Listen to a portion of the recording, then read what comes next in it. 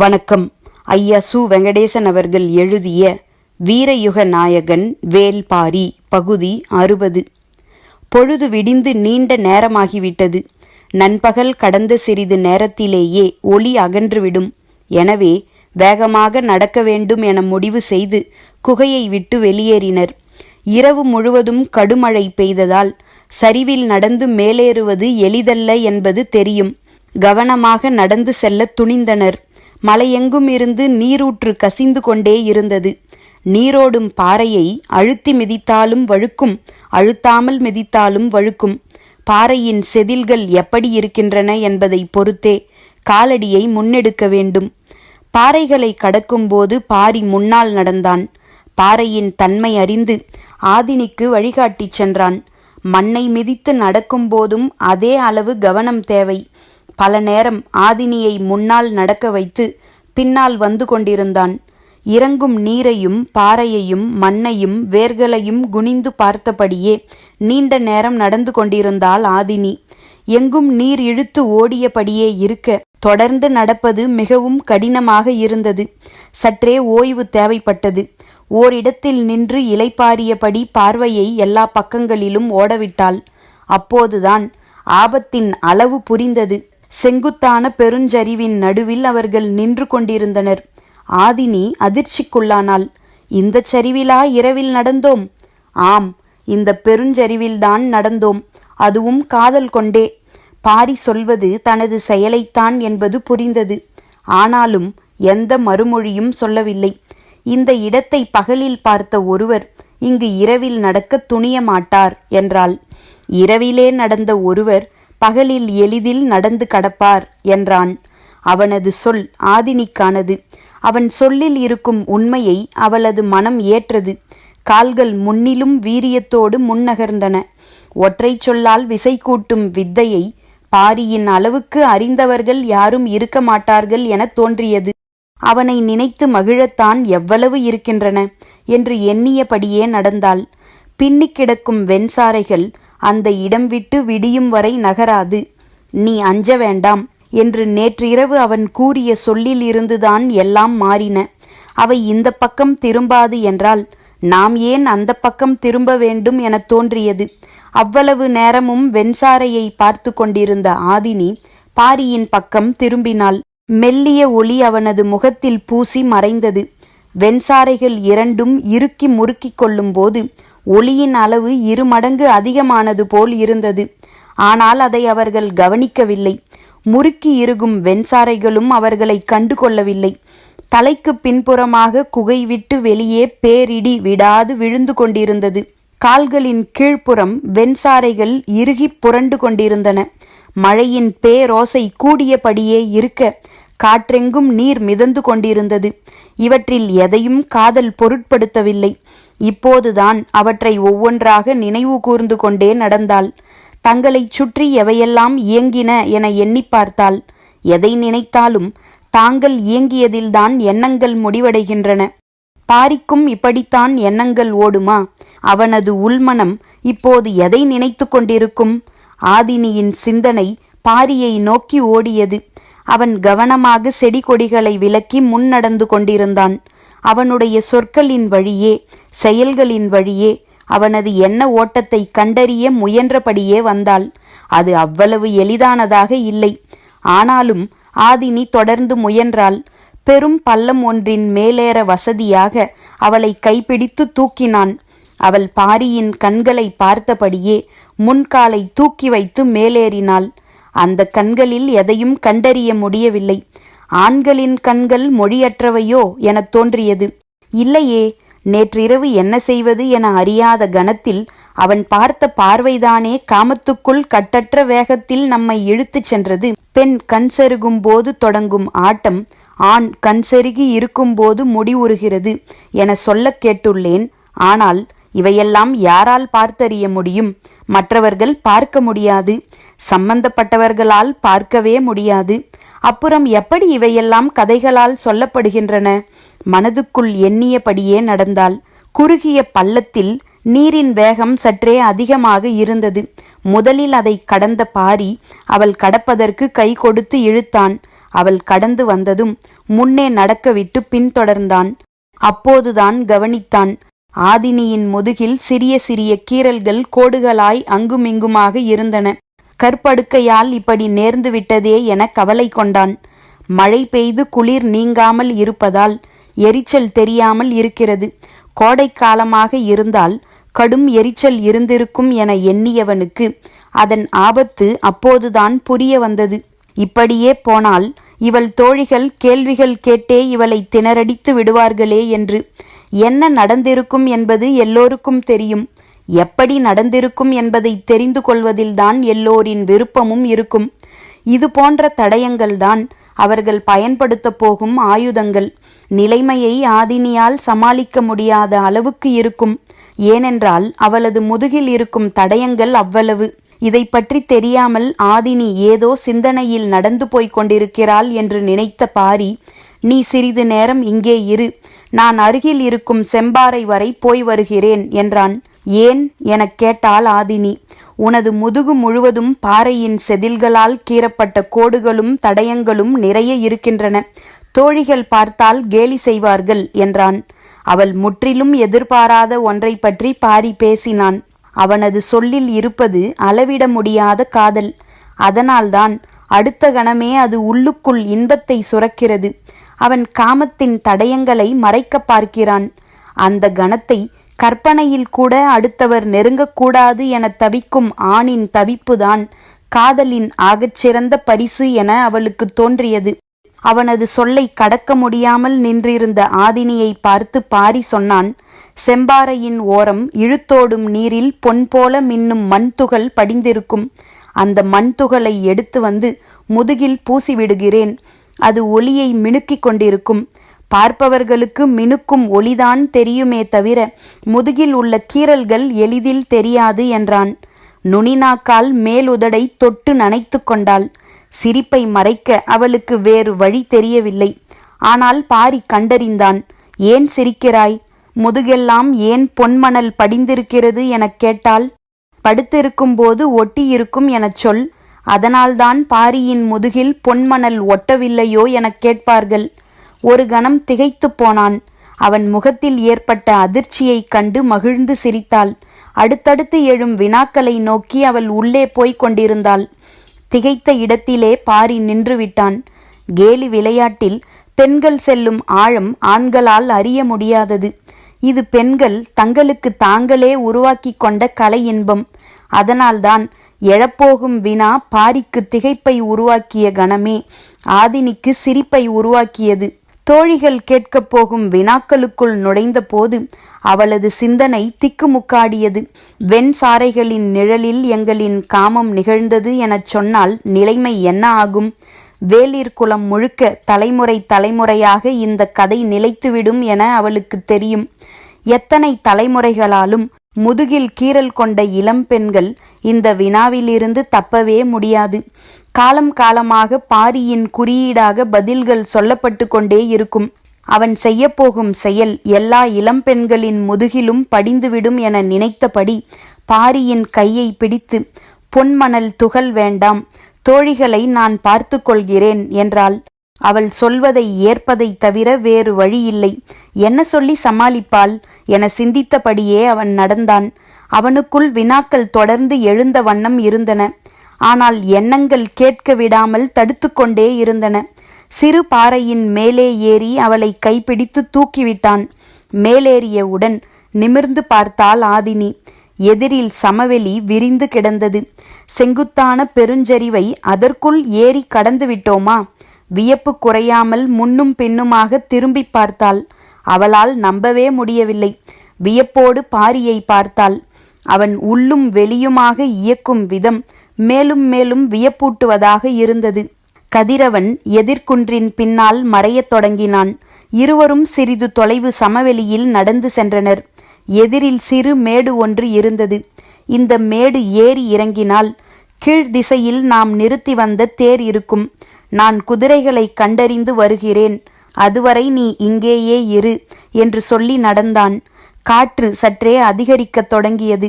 மாலையானதும் இன்றும் கடுமழை வரப்போகிறது என சிந்தித்தபடி குதிரைகளை பிடித்து வர விரைந்தான்.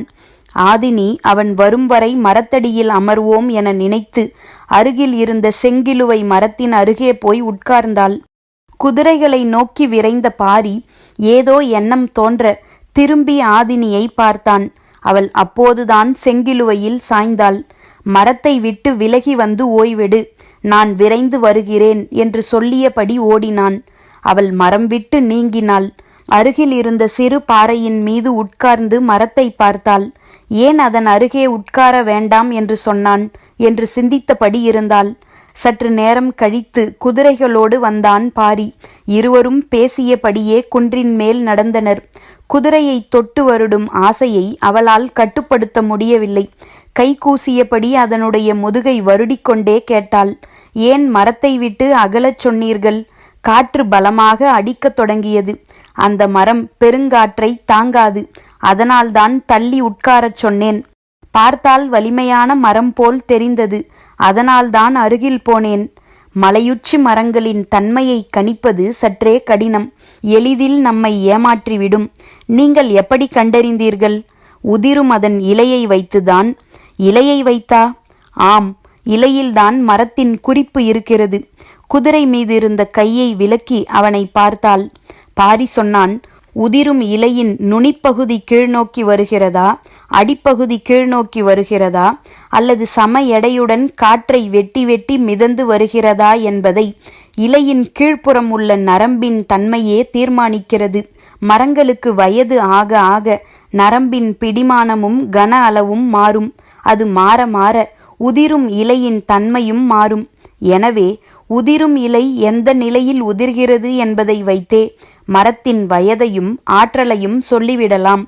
வியப்பாக இருக்கிறது என்றாள் ஆதினி. இதில் என்ன வியப்பு இருக்கிறது? ஓடும் நரியை பார்த்தவுடன் வயதை சொன்னார் உன் தந்தை. அதுதான் வியப்பு. சொல்லிக் கொண்டிருக்கும் போதே தொலைவில் தேர் நிற்பது தெரிந்தது. பாரி கை நீட்டி அதை காண்பித்தான். அதை பார்த்தபடியே ஆதினி கேட்டாள், தேரின் நேரெதிர் திசையில்தானே கீழே இறங்கினோம், இப்போது இடப்பக்கமாக ஏறி வருகிறோம். காட்டில் எதையும் நாம் தீர்மானிக்க முடியாது. காடுதான் தீர்மானிக்கும். நாம் பார்க்க போனது ஒன்றை, பார்த்தது வேறொன்றை. அப்படித்தான் எல்லாமும். பேசியபடியே தேரை நெருங்கினர். கதிரவன் மலையில் சரிபாதி மறைந்து விட்டான். காற்றின் வேகம் கூடியபடி இருந்தது. குதிரைகளை தேரில் பூட்ட முன்புறமாக போனான் பாரி. ஆதினி வலப்புறமாக தேரை நோக்கி நடந்தாள். காற்று பலம் கொண்டு வீசியதில் குதிரை காது விடைத்து கனைத்தது. அதன் கழுத்து பகுதியை தடவி கொடுத்து அமைதிப்படுத்த முயன்றான். அப்போது ஆதினி அழைக்கும் குரல் கேட்டது. குதிரை மீண்டும் எதிர்காற்றில் துள்ளி கனைத்தது. குதிரையை அருகில் இருந்த சிறு மரத்தில் கட்டிவிட்டு ஆதினியின் அருகில் வந்தான். அவள் தேர் சக்கரத்தின் அருகில் உட்கார்ந்து எதையோ பார்த்து கொண்டிருந்தாள். அங்கு உட்கார்ந்து என்ன செய்கிறாள் என்று எண்ணியபடி அருகில் வந்தான் பாரி. தேர் சக்கரத்தின் ஆரக்காலில் முல்லை கொடி ஒன்று முழு சுற்று சுற்றி தலையை வெளிப்புறமாக நீட்டியபடி இருந்தது. இன்னொரு கொடி பக்கத்தில் இருந்த ஆரக்காலில் பாதி சுற்றி தலை நீட்டி இருந்தது. அருகில் வந்த பாரி அதை பார்த்தான். கொடியின் தளிர் காற்றுக்கு அசைந்தபடி ஆரக்காலை தழுவியிருந்தது. ஆதினியின் முகத்தை பார்த்தான். சற்றே பதற்றத்தோடு இருந்தாள். தேரை எடுத்தால் இரு கொடிகளும் அருந்துவிட வாய்ப்புள்ளது. இந்த முல்லை கொடியை பக்குவமாக பின்னோக்கி சுழற்றி வெளியில் எடுத்துவிடலாமா எனக் கேட்டாள். பாரி எதுவும் சொல்லாமல் முல்லை கொடிகளையே பார்த்து கொண்டிருந்தான். காற்று பெரும் வேகத்தோடு வீசியது. நின்றிருந்த தேர் சற்றே அசைந்து கொடுத்தது. சட்டென சக்கரத்தை இறுகப் பிடிக்க முயன்றாள் ஆதினி. ஆனால் பாரியின் கை அதை பிடித்து கொண்டிருந்தது. இது நிகழ்ந்து கொண்டிருக்கும் போது குன்றுக்கு பின்னால் சடசடவென பேரோசை கேட்டது.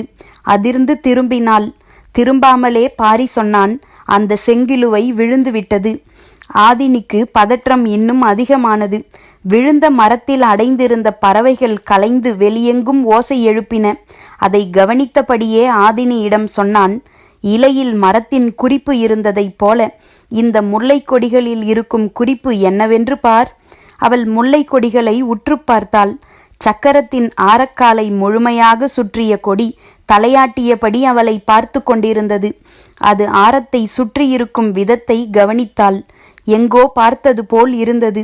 எங்கே என்று சிந்தித்த போது வெண்சாரைகளின் நினைவு வந்தது. அதே பின்னல் கொண்டு வளைந்து மேலேற முயன்றது முல்லைக்கொடி. பக்கத்து ஆரத்தின் மீதும் அதே முயற்சியை செய்து கொண்டிருந்தது இன்னொரு கொடி. கூர்ந்து பார்த்து கொண்டிருந்த ஆதினியின் கண்கள் கலங்கின. பாரியை திரும்பி பார்த்தாள். அவன் கண்கள் எண்ணில்லா சொற்களை பேசின. ஆண்களின் கண்களை படித்தறிய வேறு வழியுண்டா என மனம் பதறியது. ஆனாலும் தொடர்ந்து முயன்றாள். இடப்புறம் இருப்பதுதான் நானா என்று ஆதினியின் ஆழ்மனம் கேட்க, இல்லை, வலப்புறம் இருக்கும் கொடிதான் உனது சாயலில் தலை சாய்ந்தே இருக்கிறது என்று பாரி சொல்ல, மனதுக்குள் நீங்கா உரையாடல் நிகழ்ந்து கொண்டிருந்தது. வெண்முல்லையும் வெண்சாரையும் வடிவத்திலும் வாசனையிலும் ஒன்றே என ஆழ்மனம் சொல்லியது. காற்று வீறு கொண்டு வீசியது. ஆதினி பாரியின் கைகளை இறுக அணைத்து தோள் சாய்ந்தாள். குகை நமக்கானதாக மாறியது போல தேர் முல்லைகளுக்கானதாக மாறிவிட்டது என்றான் பாரி. வெட்கம் கலையாத சிரிப்போடு ஆதினி சொன்னால், நேற்று நாகம் கற்றுக் கொடுத்தது இன்று முல்லை கற்றுத்தருகிறது. காடு கணம்தோறும் நமக்கு கற்றுத்தந்து கொண்டேதான் இருக்கும் எனச் சொல்லியபடி தேர் விட்டு நகர்ந்தான் பாரி. தன் விரல்களால் சக்கரங்களின் ஆரங்களை தொட்டு வருடியபடி அந்த இடம் விட்டு எழுந்தாள் ஆதினி. இருவரும் நடக்கத் தொடங்கினர். ஆதினி மெல்லிய குரலில், படர்வது குறுமுல்லை, ஒரு மலர் பூத்தால் போதும், காடே மணக்கும் எனச் சொல்லிவிட்டு பாரியின் முகத்தை பார்த்தாள். என்ன பொருள் இதற்கு? பாரியின் கண்கள் தடுமாறின. பெண்ணின் கண்கள் சொல்வதை முழுமையாக கற்க ஆண்களால் முடியுமா என்ன? உதிரும் இலையின் குறிப்பு தெரிந்த உனக்கு வீசும் பார்வையின் பொருள் புரியாதா என்று கேட்பது போல் இருந்தது. இருவரும் காதல் மயக்கம் கலையாமல் நடக்கத் தொடங்கினர். பொன்மணல் துகள் மனமெல்லாம் மின்னிக் கொண்டிருந்தது. கீரல் தழும்புகளிலிருந்து குறுமுல்லையின் நறுமணம் கசியத் தொடங்கியது. பாரியின் வலக்கையை தனது இடக்கையால் பின்னியபடி நடந்தாள். வெண்சாரை ஒரு புறமும் குறுமுல்லை மறுபுறமுமாக படர்ந்து கொண்டிருந்தன. இருவரும் எவ்வியூர் நோக்கி நடந்தனர். இன்றும் ஐவகை குறிஞ்சியில் மலர்படுக்கை அமைத்திருப்பர்.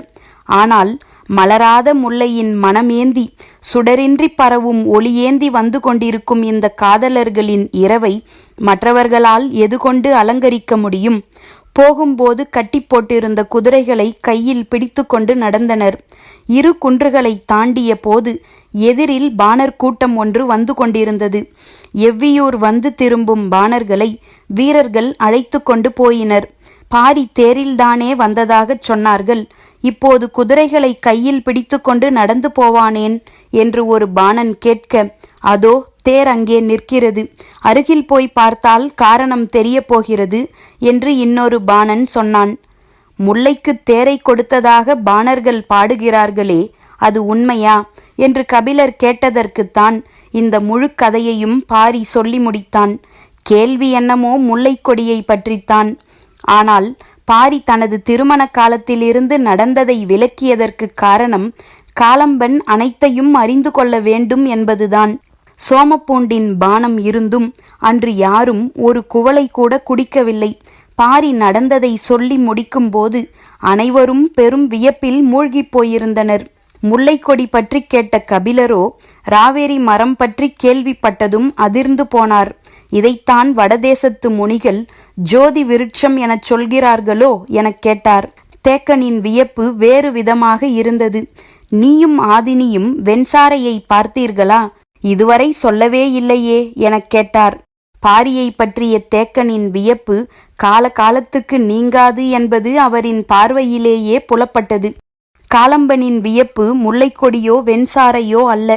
ஆயுதங்களை கூர்மையாக்கும் கல் இருக்கிறதா? பல்வேறு தாதுக்களை ஆற்றலாக மாற்றத் தெரிந்த பொதினியின் 18 குடிகள். அவர்கள் எதையெல்லாம் செய்யும் ஆற்றல் படைத்தவர்கள். அடுக்கடுக்காய் மேல் எழுந்தபடி இருந்தது காலம்பனின் வியப்பு. எல்லோரும் வியந்ததைப் போல பாரியும் வியப்பு நீங்காமல்தான் இருந்தான். இந்த நிகழ்வு எப்படி வெளியில் தெரிந்திருக்கும் என எண்ணி பார்த்தான். பேசியபடி தங்களை கடந்து போன பாணர்கள் தேர் சக்கரத்தில் முல்லைக்கொடி பின்னி கிடப்பதை பார்த்து பாடல் புனைந்துள்ளனரோ என்றான். கேள்வி கபிலருக்கு வியப்பை கொடுத்தது. நிலமெங்கும் உனது புகழை பரப்பும் குறியீடு இதுதான் என்றார் கபிலர். படர வழியின்றி கொடி தவித்தால் யாராக இருந்தாலும் அதற்கு வழி செய்துவிட்டுத்தானே போவார்கள். இதில் வியக்க என்ன இருக்கிறது எனக் கேட்டான் தேக்கன். மலை மக்களின் வாழ்வை சமவெளி மனிதர்கள் புரிந்து கொள்வது எப்படி எளிதில்லையோ அதேபோல்தான் சமவெளி மக்களின் எண்ண ஓட்டங்களையும் சிந்தனை நிலையையும் மலைமக்கள் புரிந்து கொள்வதும் எளிதல்ல என்றார் கபிலர். தேக்கனுக்கு அவர் சொல்ல வருவது விளங்கவில்லை. உங்களுக்கு இது வாழ்வின் பகுதி, எனவே நின்று பார்க்க ஒன்றுமில்லை. ஆனால் தவித்து அலையும் மக்களுக்கு இது கனவு, எனவே கடக்க வழியின்றி பாடியபடியே இருக்கின்றனர். கபிலரின் சொற்கள் ஆழத்துக்கு போயின. அதை பற்றிய சிந்தனையும் அவ்வாறே. இரவெல்லாம் பேசினர். சோமப்பூண்டின் பானம் விட்டு மனமும் உடலும் வெளியேறிவிட்டது என்பதை அவர்கள் உணர்ந்தனர். குடியும் இரவும் அவர்களை விட்டு அகன்றன. பரம்பின் குரல் ஒலிக்கும்.